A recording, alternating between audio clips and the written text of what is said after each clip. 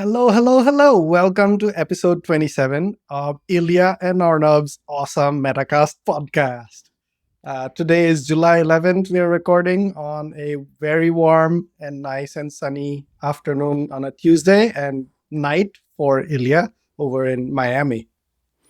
It was 36 degrees Celsius today. Yeah. It was very warm indeed. It is yeah, and you're sitting without your AC, so yeah, let's keep this short. Yeah, I feel like I'm like my desk starts to get slippery because of my sweat. Right, it's very humid. Yeah, it's is been very okay humid. here, 29, 30 degrees. Yeah, cool. Nice. All right, what are we going to talk about today? It's interesting that you said it's Ilyas and Arnabs, or Arnabs and Ilyas, whoever's name you put first, podcast, because just today I changed the owner of the podcast, Right. the company name. And why did we change that? Well, I guess we are transferring all of the intellectual property that we have created before we register the company. And podcast is one of those things. Right. And we also noticed that, so the email address that you put as the owner in your RSS feed, that's kind of public information, right? Anybody can crawl that RSS feed and find that. And we found that somebody started sending us a newsletter about podcasts into that email address that neither Ilya or I don't remember ever signing up for. So we figured out, oh, this is where it must be from. And then we noticed it. Yeah, and that email newsletter is, I think, hundreds of thousands of subscribers. I think that's what they said on the email. Well, I guess that's because I don't ask anyone's permissions. And they just grab emails from the podcast RSS feeds. Yeah. And I guess maybe for our listeners who don't know how podcasts are distributed, there is essentially an RSS feed, which is an XML file that's hosted somewhere on the internet, and it links to MP3 files where, with the episodes, with the audio. And then that RSS feed also contains all of the metadata, like the podcast name, podcast description, who is it by, and all of the episodes. Yeah. And then you submit this to Apple Podcasts, Spotify, and all of the other apps. And that's what they use to display the information from us. So we never have to input our email to Apple or Spotify. We just put it into the RSS feed in our hosting provider, and they take care of the rest. So yeah, they just crawled that. Yeah. And misuse our personal information, I guess. It's okay. Now we changed it. We realized, thanks to them, that it was that address. But that's okay. So what is the agenda of today? We're going to talk a little bit behind the scenes about the app we're making and the podcast space, the tech that we're working on. And if there is enough time, we'll go a bit into what kind of tools and what subscriptions we use right now to produce this podcast. And if there's more time, we'll talk about other stuff like threads and books and a book that Ilya is writing. So in the last episode, I remember I suggested that we do at least one improvement every time we record a new episode. So you really took this seriously, right? So you just did like an overview of what we're going to talk about so that people stick around. I did. Did I tell you about it or not? I don't know if I... Yeah, okay. But I thought last time when we were recording, I thought that's what we're missing, because to keep the engagement high, I do think like you need to tell them what we're going to talk about, especially if it isn't a guest episode. And our listeners will now really be hooked, introduced to how messy our planning is, because when you were listing all of those things, I'm like, you should have stopped at item number 3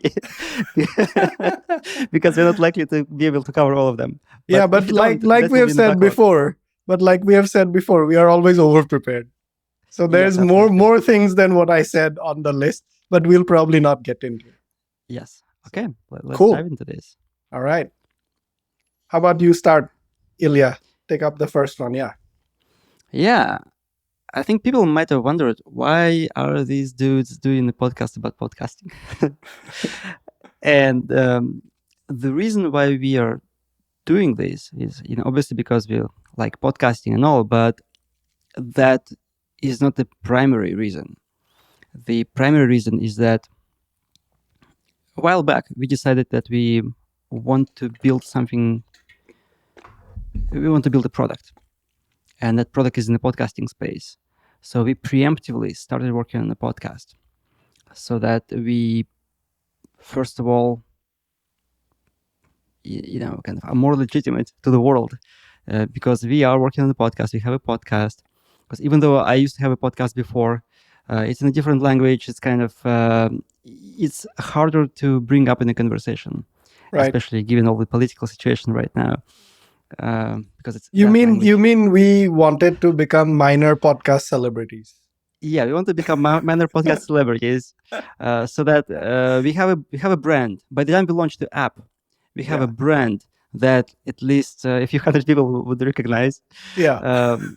But also it would establish us as somebody who has done a podcast for a Right. while. Well, we wanted to launch a lot sooner than we are targeting right now. But now I think by the time we launch, we'll probably be 28, 29 episodes in when we launch the alpha. And when we launch the public version, we'll probably be 30 plus episodes in. Don't. We'll see. Yeah. Let's get to the alpha, which is right around the corner. Right around the corner. I think we literally have like 2 or 3 development tasks, and we have a couple of business tasks. Administrative one is, tasks. I think, like NDA. Like we need to put an NDA in DocuSign. But it's like those nothing. are Yeah. So, but I guess now you've been listening to us rambling about like what is it we are working on. Yeah. And so why are we building? What are we building, and why are we building another podcast app? Yeah, I guess you said we're building a podcast app. I guess we've been dissatisfied by podcast apps for a very long time. Yeah. Ever since I discovered my first podcast, which was the Internet History podcast back in 2014, I think. Well, as long as it was the only podcast I listened to, Apple Podcasts worked just fine for me. Yeah. Right? And maybe I listened to a couple of other podcasts. I just had maybe 2-3 podcasts I listened to. The Startup Podcast was one of them, by the way, which is an awesome podcast by Gimlet. And it was fine because I listened to every single episode that came out. But now, 9 years later, I have like, I don't know, 50, 60 podcasts that I'm sort of subscribed to. But I only listen to maybe 3 or 4 episodes per week. Yeah. When I'm reading a book in parallel. If I don't read a book in parallel, I might listen to like 10 episodes per week. Right. But still, all of those podcasts cumulatively produce probably like 200 episodes every week. Right. I cannot possibly listen to all of those. So, and then those apps like Apple Podcasts and Spotify, they just start to break when you have some large complex/complicated kind of patterns of listening, right? Yeah. You also have different modes of listening. I think like I do, where I am in, sometimes I'm in mode of listening to like technology related podcasts, right? I want to learn something, or I want to listen to a conversation between 2 people that I know in the technology world, right? Or sometimes I'm listening to more topical like sports, like Formula One or Wimbledon is going on right now. I'm listening to the Wimbledon podcast daily. And these things, like, I can sort of like subscribe to everything in these apps, but the experience is very clunky. The experience is super clunky. Yeah. Everywhere. And there are other apps. So I love Overcast that lets you do custom smart playlists and all. And I like those features. But the other aspect of that, like Ilya and I love about podcasting, is the amount of knowledge that's there in podcast is astounding, right? This is like way more than videos, I think, right now. Or maybe not, but still, there's a lot of raw information in podcasts that if you have been listening to something for a while, you know the topics they have talked about. But if I ask you like, hey, let's say that Ilya, you and I are having a chat, right, about Gregorian calendars. This is, I think, one of the first moments where you and I thought that, okay, there needs to be an app to satisfy this. And I was telling you how the current calendar came about. And I distinctly remember Neil deGrasse Tyson talking about that in a podcast, but I don't remember what episode it was or what segment it was in. And I think that's our other big use case we want to cover is you should be able to very quickly go back and find information. Yeah, of the information that you listen to. Yeah. Or maybe the information that you haven't even listened to. Yeah. So that search and discovery of podcasts is very underserved right now, in our opinion. Yeah. And I really like how you mentioned those different modes and how you can, be in a different mood and listen to different things. My pattern is a bit different because I just have maybe 2 or 3 topics, but I do have like I'm maybe in a different mood for listening to different things, but I don't consciously think about those. I just prefer to have a playlist that I can rearrange and just like structure things that I want to listen to next. So if a single playlist across all types of podcasts. Yeah, across all types of podcasts, which I curate myself. I don't allow any automations into that playlist. Right. I only want episodes that I want to listen to in that playlist so that it never goes out of control. Right. So let's say if I am in the mood for listening to, Huberman about psychedelics or something, then, I can add a few episodes and listen to them in a row. But then if all of a sudden my mood changes, I just want to add something else to play next. Right. So I think the podcast app has this functionality, but I've just canceled my subscription because that app has been just breaking all the time. I don't know what's going on, but I guess it was good until it lasted. But still, I mean, that app misses a lot of other things as well. But I've used it for the last, I think, 3 or 4 years. It's a great app. Right. But it's just more recently, it's been too buggy. I started using Apple Podcasts, which I just totally dislike. Yeah. The whole experience. So, but the point I wanted to make about the content, because you said that there's probably more information in podcasts than in videos. I think it's actually very different content. Like I was fixing my pool pump today and yesterday. I was like, there was some air in the pipes. Like, how do I get rid of it? Right. So the video is great for that. Video is great for that. Yeah. I mean, it would be like weird to have something like that on a podcast. Video, like how-to kind of stuff. You just find it and you watch it and you do what they show you. Or you learn stuff. That's just perfect. So I think instructional videos also they're really good. Yeah. I think as long as you have, I think for those instructional kind of videos, there are probably more hours of content than podcasts. Overall. And that makes sense. Yeah, but podcasts have different kind of information. They are more like, at least the podcasts that you and I listen to, right? Most of them, they're more like books. Knowledge-based, just knowledge-based. So I'll give you an example. I really like that episode on the Lex Friedman podcast. I think it's episode 365. I might be mixing up the number, with Paul Rosalie, who is a conservationist who works in Amazon.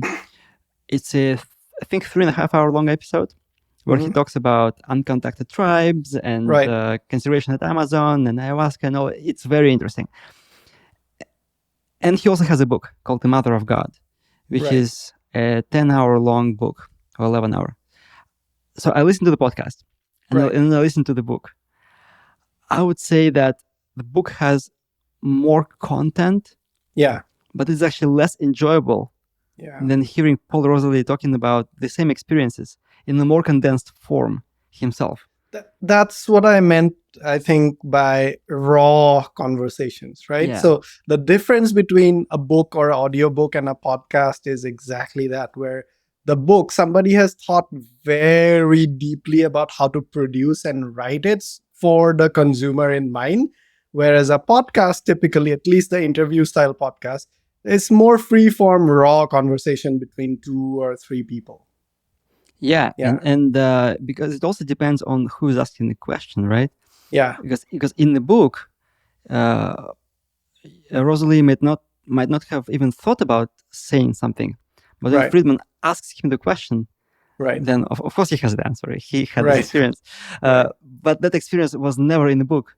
Right. Like he was talking about some stuff where a couple of people were, well, actually one person was like porcupined by the uncontacted tribes and all.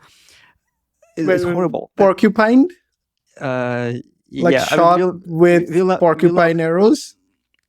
So they talk about 6 foot, which is 2 meter long arrows. Okay. With like a foot long, what do you call it? Like the since this person was speared to death? He was, yes.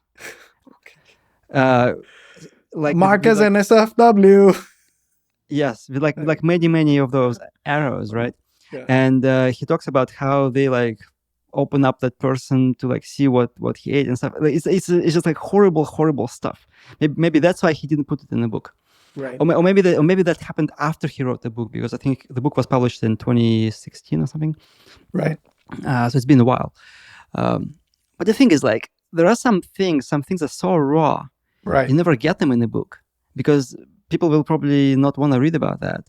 Yeah. But like listening to the person speak about that, there is also no room for misinterpretation. Yeah. Or there's less room for misinterpretation because like it's like live person speaking, and there is a way for the host to ask him follow-up questions and all that. So, yes. So I think another great example is the internet history. There is a book, right? Yeah. And there's the podcast. And the book is, I think, like you and I both liked it. We both love it. But the podcast has so much more information because it's the raw conversations he had before he condensed down that kind of information into the book. Yeah, I guess curated is the right word. Curated, books, yes. Right? Yeah. And for podcasts, it's like uncurated. Yeah. But also, there are so many of them. There are 80 million episodes at this point. And it just keeps growing. Yeah. And there is a lot of gold in those episodes. Yeah. There's also a lot of junk. But there is a lot of gold. Which ones are we creating? I think we're somewhere in the middle. Okay. No, I would say our guest episodes are definitely gold. Okay. But some of our metasodes, I guess, are questionable quality. Okay. No, actually, I think this one is turning out pretty good. I think. So far. But yeah, the point I wanted to make is most of the podcast apps, they treat podcasts as almost like radio stations where only the recent content matters. It's broadcast. It's basically broadcast, but on the internet. That's what it is. Yeah. I mean, you can listen to the old stuff and all, but like they push you the new content all the time. Yeah. And for shows that I listen to, I can pick up pretty much an episode from 10 years ago. Yeah. And it wouldn't matter if it was recorded today or 10 years ago. Yeah. Because the concepts that I described there, the things that I discussed, I mean, some of them have some kind of anchoring on the current events, but the majority of content will be timeless. Right. It's evergreen.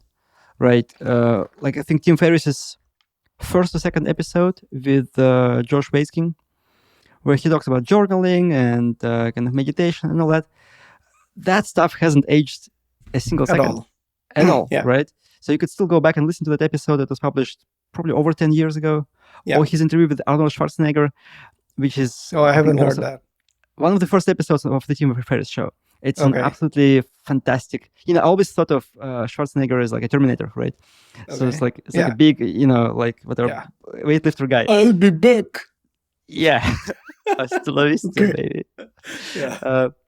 But listening to him talk about like how he ran that construction company, how I think back like in the 70s or something, when he moved to the US with his friend from Austria, and how they were playing like a bad cop and a good cop, like when haggling like prices, and how he sold some apartment buildings, all of that stuff.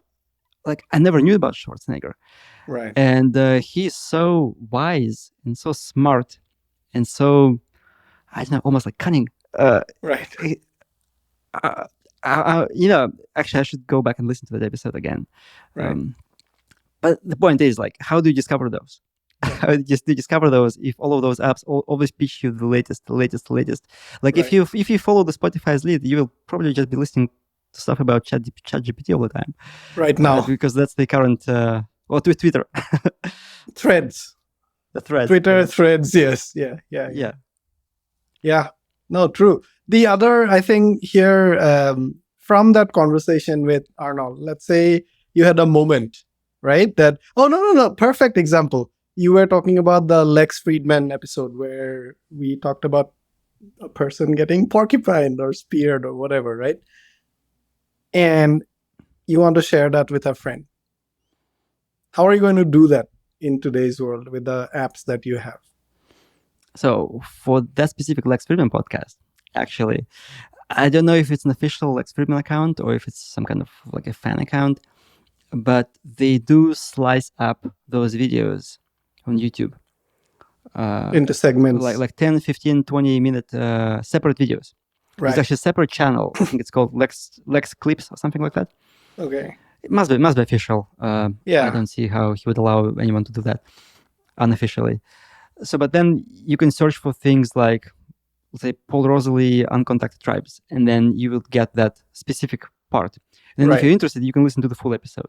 Right. But that's on YouTube, and that takes somebody a lot of work to produce those. Right? Yeah. And that's not available for the typical podcast. Yes. But if you take those very, very old Tim Ferriss episodes, which probably don't even have transcripts or chapters, if I want to share with you how Josh Waitzkin was talking about defeating that older chess master in the New York Central Park, well, good luck. I would have to listen to the full episode. Yeah. And then tell you, go listen to this episode starting from minute 29, 40 seconds. Because that thing probably isn't even on YouTube, which supports deep linking, right? Right. And I don't even know which app you're using, because I might be listening to this in Apple Podcasts, but you use Overcast. Yeah. So I would have to tell you, go find the Tim Ferriss Show, episode number 2 with Josh Waitzkin. Go to minute 29, 43 seconds, and listen for 5 minutes. Right. So good luck. Honestly, are you going to do that? No. I mean, if I have half an hour where I am absolutely doing nothing else and I'm bored, then maybe. Because this is way too much effort. Yeah. I think you would only do this if your life depended on it. Yeah. Right? Yeah. But like some stuff that you may be remotely interested in, which you might listen for a few minutes if it's easy, but like with so much effort. Yeah. No. And I think finally, like, if you want to write some notes for yourself or you want to share things with others, talking about the thing that you heard on the podcast, that's another challenge today. Right? So I use Apple Notes, and I use that for like these raw kind of things. I'm listening to it and I take the like quick notes. But I wish when I'm taking that note, I'm writing a few words down that I could actually link to the thing, so I can like go back and refer to the whole thing if I wanted to. Yeah. Do you ever go back to those notes? Depends on the topic. So for example, thing that I'm listening to right now is about tennis, right? And it has a lot of interesting tips about the mental aspects of tennis that was not known to me. So that one, I actually am going back and kind of re-listening to those segments because I wrote the freaking like timestamp and everything down in my notes. When are you playing your championship? Championship is a big word. But yeah, this weekend I am playing in my first ever tournament. So that'll be fun. Well, I hope that mental stuff that you listen to will help. Yeah. I've always you use what Telegram bot, right? Or you used to? I used to. I no longer do that. At some point when I worked in a thing called Office, which seems like ages ago, probably like 5-6 years ago, I guess. I was listening to a lot of podcasts every day because I was riding a bus every day. And I wanted to take notes. And I realized I just don't have the patience to do like what you're saying, right? Like opening the Apple Notes, finding the right note, because I also tend to switch between episodes. I have a bit of kind of an ADHD here. Yeah. So I tend to switch between episodes. And so I created a neat thing. I created a Telegram bot that you can send a message to, any message. And then what it did... Text or voice or both? No, only text. Okay. Or you could dictate to convert speech to text. But it only accepted text. And then it would trigger Lambda function AWS, connect to Quip. Do you remember Quip?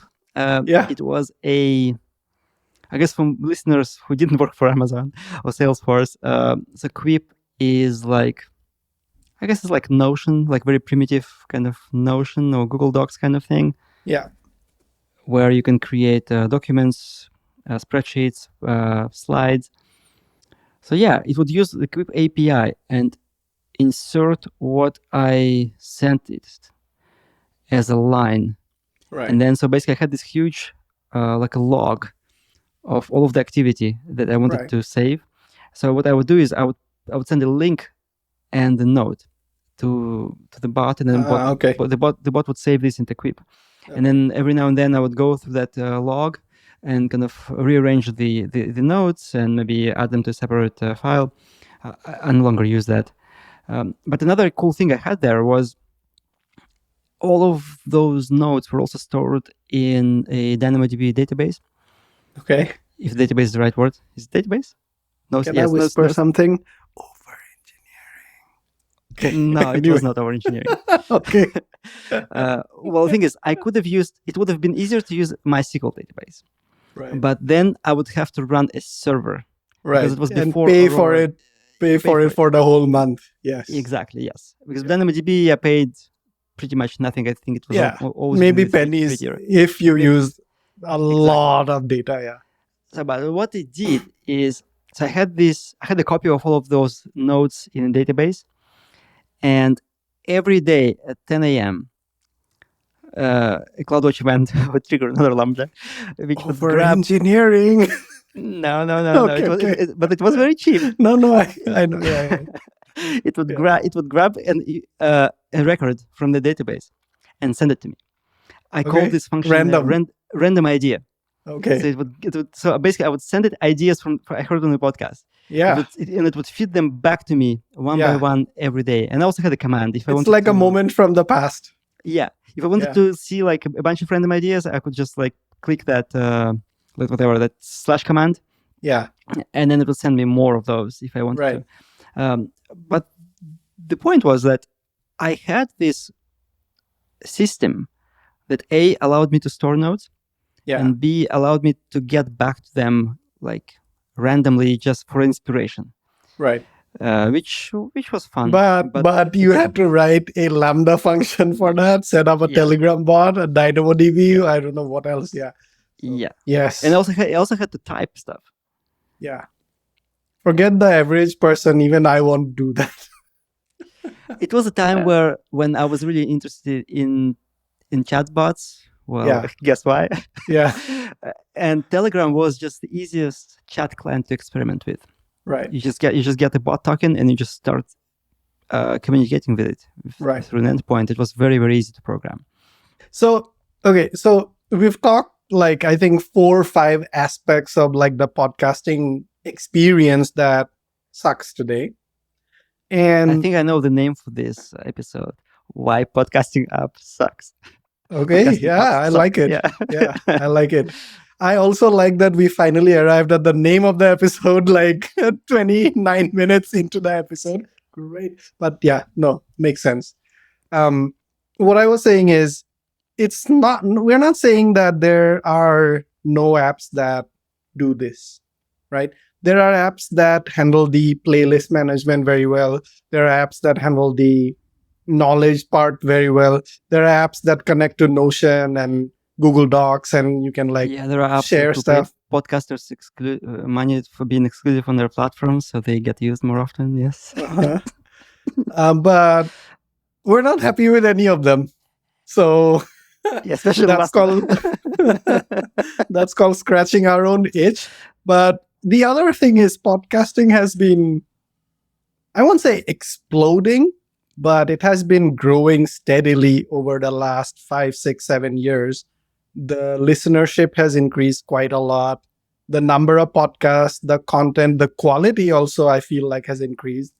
So we are thinking that there must be other nerds like us who love podcasts and want these things. So let's go. Yeah. So I guess at this point, all we can say is stay tuned.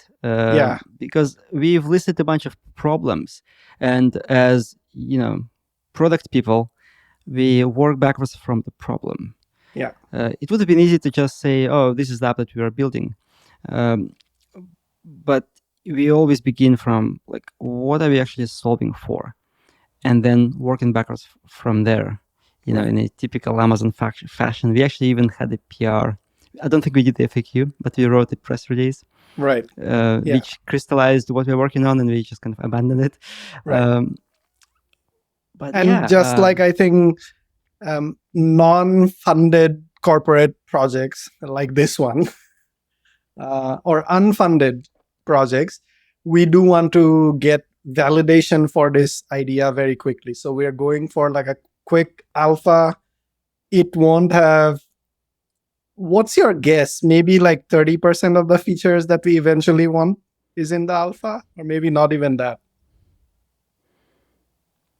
I think it depends on whether you consider priority 1 and priority 0s.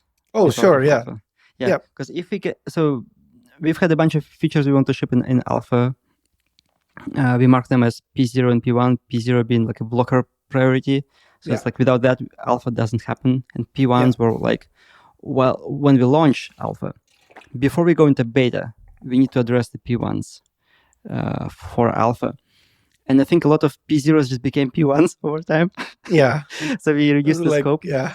So I think with that reduced scope that we will give to very first few, maybe 5 people max, like the very first batch of testers. Yeah. It will probably be, I would say 30 to 40%. Yeah. And then, but if you complete the rest of the P1s for alpha, then we'll probably be like at the 80%. But then the app, but that's not the end. Yeah. Yeah, for the app. But then the remaining 20% will probably be the most expensive and long things to build. Yeah. Which will be crucial for the long-term success of our app. Yeah. I guess for the long-term sustainability of the app. But anyway, so if you know us, and we know you, or you're really passionate about podcasting, and you're a good person who can keep secrets, you can reach out. And you'll sign an NDA. You'll sign an anyway, NDA, yes. Even though you're a good person and will keep secrets, yes. Yeah, even our friends will sign an NDA. I mean, there is no way around this. Yeah. Just like we'll establish this process, everybody has to sign an NDA. I think that's perfectly reasonable. That's the standard, yeah. That's the standard. Because we don't want people sharing screenshots and stuff, or we'll sue them.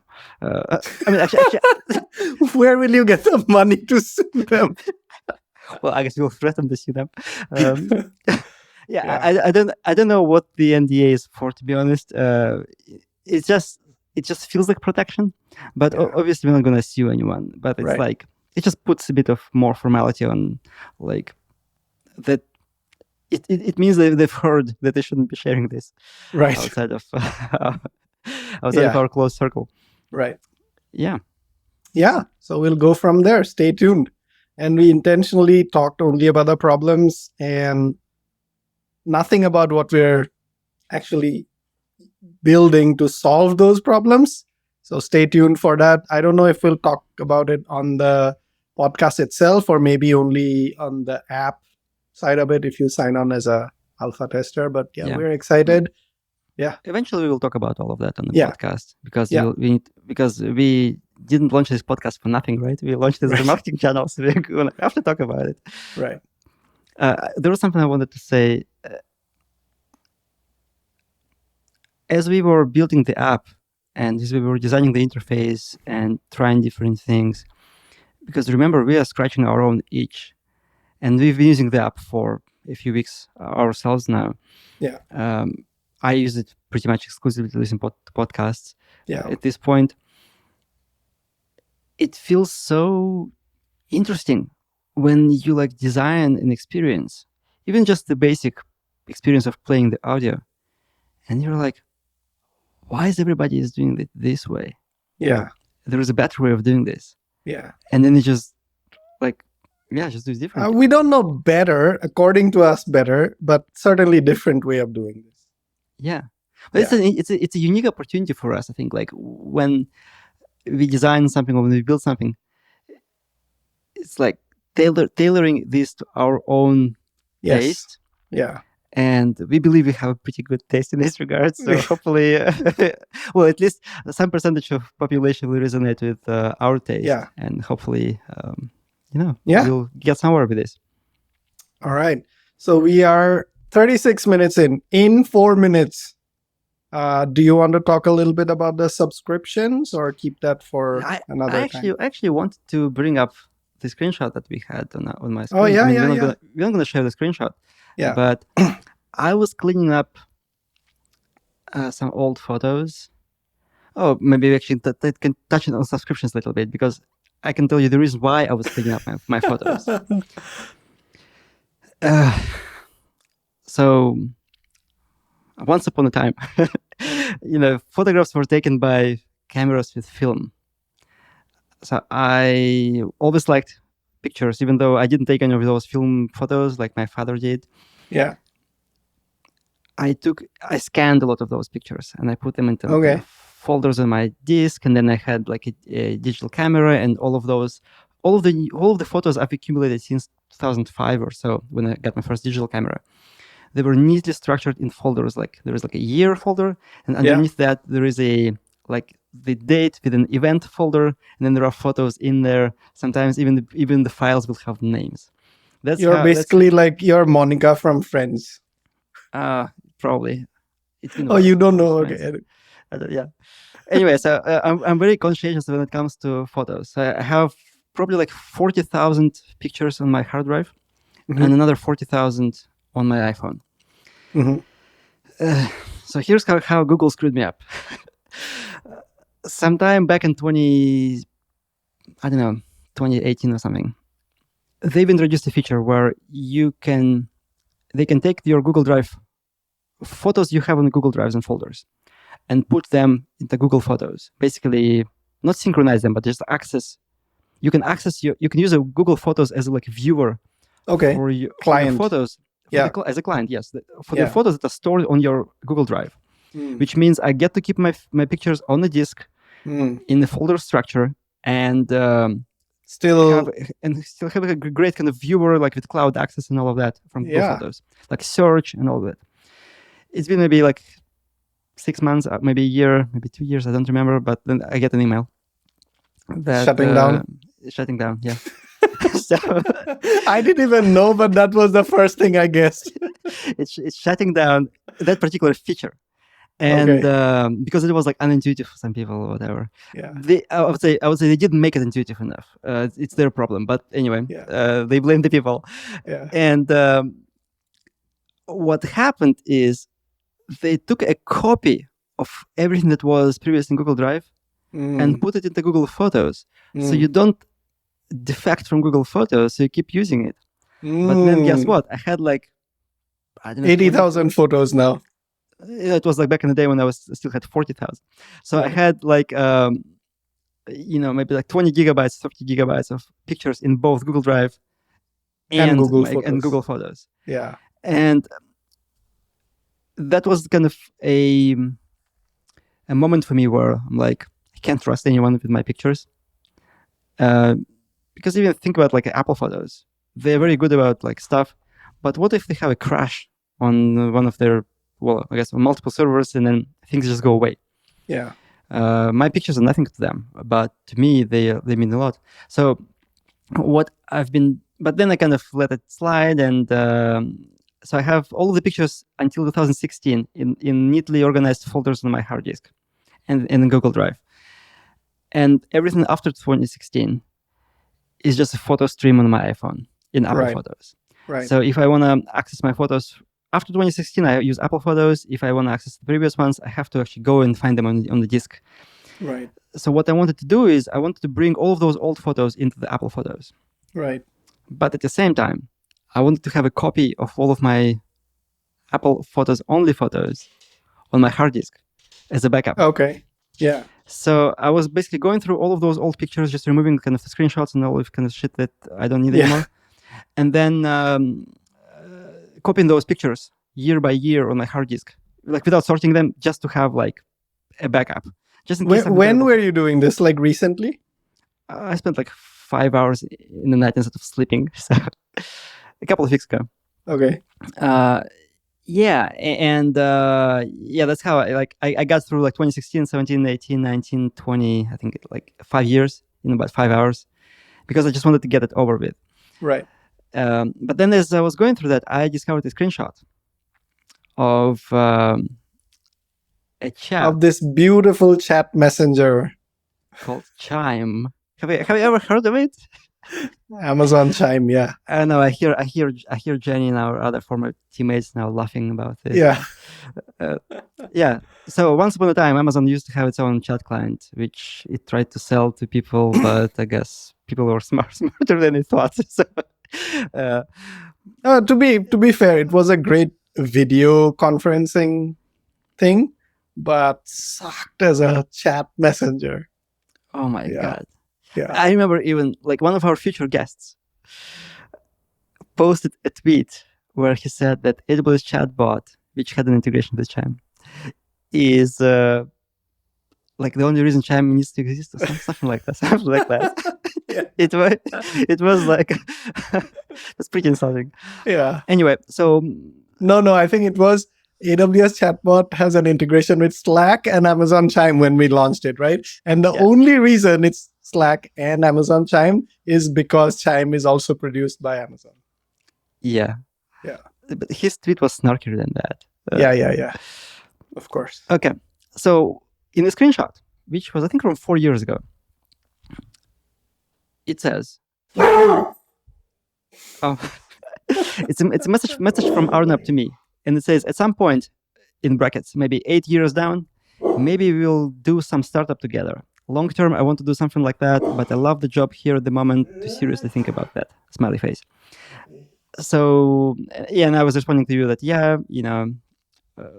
when was this? Saying, this is when you were leaving Amazon? Or? No, I think it was 2016 or maybe 2018. Wow. Okay. So I did the numbers, and I think 8 years from then would be when you are 45. Maybe that's why you had this number in mind, because 8 years seemed so random. It's not 5, it's not 10. Yeah. It's like why 8? And I think you probably were 37, and then you would have been like 45. And I was responding to you that I was thinking that the original chatbot gang could do some serious stuff together, but we have to be financially free to take a risk like this. Yeah. So and there are also a bunch of other stuff there, but the cool thing here is like we were actually talking about doing something together. What, like 5 years ago? Yeah, 4 years ago, and now it's happening. Yeah, and in between too, you and I have sometimes when I went to Seattle for work, I would meet you for coffee and we would chat, and these kind of things would come up, but we didn't act on it until now. Yeah. I actually do remember. Pretty cool. Like I do remember you stopped by Seattle right after we moved to Vancouver, I think, and we were chatting about different ideas of what we could do if we were to leave. And I think none of those ideas. I don't think we had any confidence in those ideas to like really take a plunge. Right. One thing you said in one of the messages in this chat is you called our jobs golden handcuffs. Mm-hmm. And I think that's another term for this is golden cage. Yeah. And I think that's definitely how I feel about this. Yeah. Because it's not like working in those companies. You can, in theory, downsize your lifestyle, save up quite a bit, and then be financially more secure to like leave your job or maybe retire sooner. But I think what happens is, we get the houses, we get the cars, we get like private schools and all the shit, and well, not, I shouldn't call it shit. These are very good things. Yeah. But they conflict with financial freedom because you like put those golden handcuffs on yourself. You like get used to things that I guess most of the world's population live without. Yeah. And yeah. No, I think very much. And it's very hard to take those off. It is very hard. Yeah. Because it means you have to say no to some things, or or you continue the same lifestyle. Just money just keeps kind of draining. Yeah. And then you don't have a very long runway. And it's not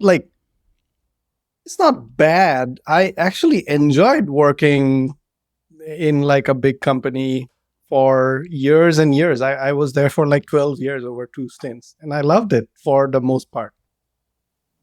Yeah. It's just, I guess, at some point, maybe at some age, you just come to like, there are better ways to spend your life than doing what you're doing, especially when things get tough. Tough as in like you don't enjoy what you're doing anymore. Yeah. And I was actually talking to somebody, and if you're listening to us, hello, you know who you are. He and I joined Amazon at the same time because we went to the business school together. We both did the internship. We both joined same time, same year. He's still with Amazon. He works on Kindle, and he said. So now you've pretty much given away who it is. No, I mean, you went to the same school. You joined at the same time. He works in Kindle. So. Okay. Okay. So what he said is, back when we joined in 2015 or 2014 rather, there was fire at Amazon. And now there was the Fire Phone. Remember the Fire Phone? Oh, yeah. No, but that's not what I mean.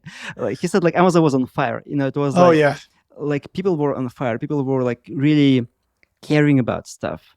Yeah. Like he and I, we were just remembering some of the things that we've been doing. Like we really cared about the work we were doing. Yeah. And if you remember, like we organized a couple of those big conferences about chatbots. Yeah. Like now, like I wouldn't be doing this. And he and I were basically like reminiscing, like did we just become jaded with like age, or the company just lost some of that fire? I think it is a huge company, so there must still be good pockets and bad pockets and passionate people and not passionate people. But yeah, I mean, this is why there aren't many companies that are like 30, 40 years old and still going like a startup. Yeah. I've been thinking about, like, let's say if I'm in a situation where I have to look for a job again, I might go back to Amazon. I mean, I can definitely see myself going back there more than any other kind of big tech company. So let's not do too much shit talking about Amazon then. To be honest, I mean, I can, shit about some of the Amazon's products like Chime because as a chat client, because I think it was a horrendous product. Yeah. Well, I would say it was underdeveloped. I mean, not just you, right? Everybody, like internally, there were lots of. This is actually one of the good things about Amazon is things are very transparent. Yeah. And people were complaining across like levels and divisions and different orgs and all that. Yeah. They launched too soon and didn't invest enough in improving the quality. I think, I mean, we worked with people from that team And also we worked with the management of that team. The team was under a lot of stress, and also I want to be fair to the people. So it's not like people were doing shitty work. It's just like under constant kind of stress and under resourcing, underfunding. For the number of people they had, they did an amazing job. Yeah, you did an amazing job. But it's just like compared to what else was on the market already. Like you can't be so below the expectations and still succeed. And I think that's what eventually failed them. But they had great technology. But it's also not just the implementation. I feel like the design itself, that chat experience felt like it was from the IRC days, right? Like from 90s. Yeah. Anyway. Indeed. Anyway. So I think we didn't get to talk to any of the other stuff, which means we don't have to make up topics for our next episode. Well, no, our next episode is actually going to be an awesome guest episode, which we're recording next week. Oh, that's right. And unless it gets rescheduled, which could always happen with famous people. Yeah. But stay tuned. That's coming soon. Yeah, that would be an amazing... that's the one that we really need to prepare for. Yes.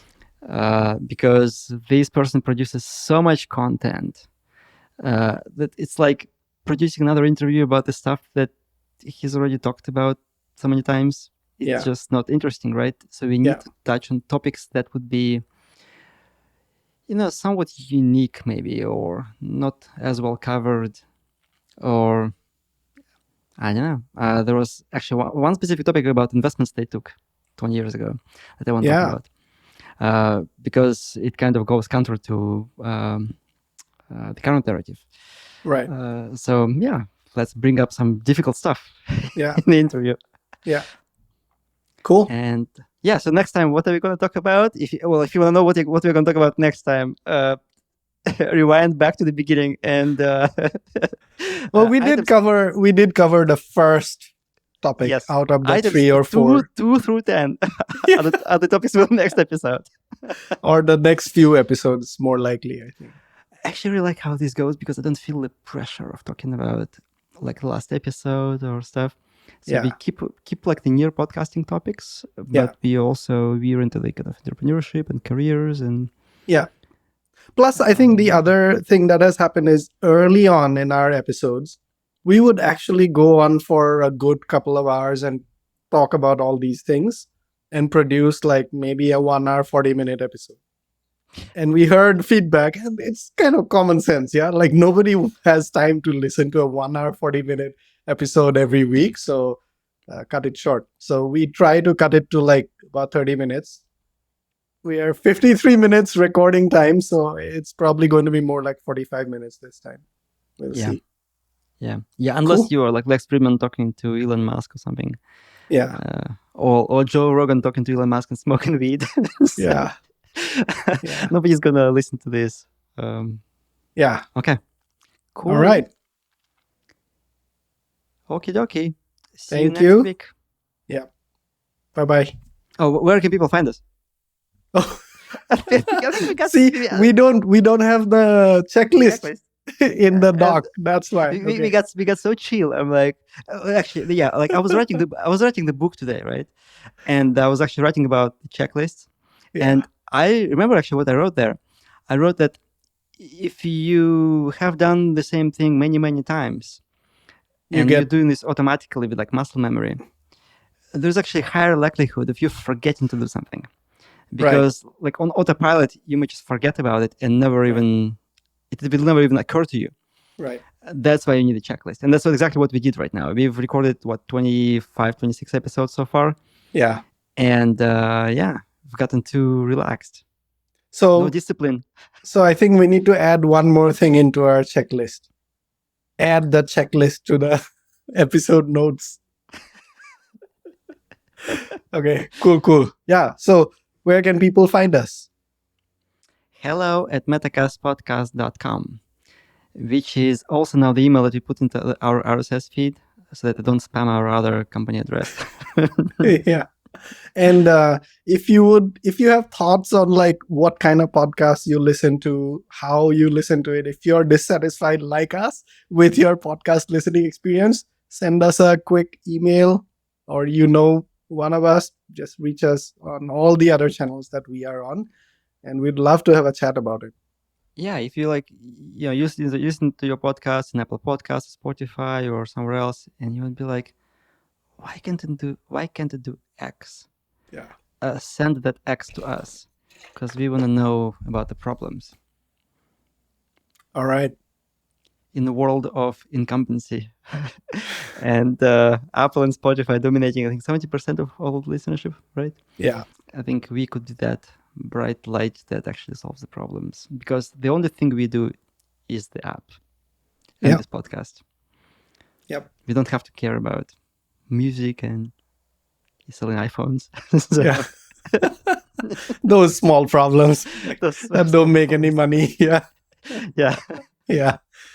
Cool. All right. Okay. That was awesome. Thank you. See you. Bye. Bye.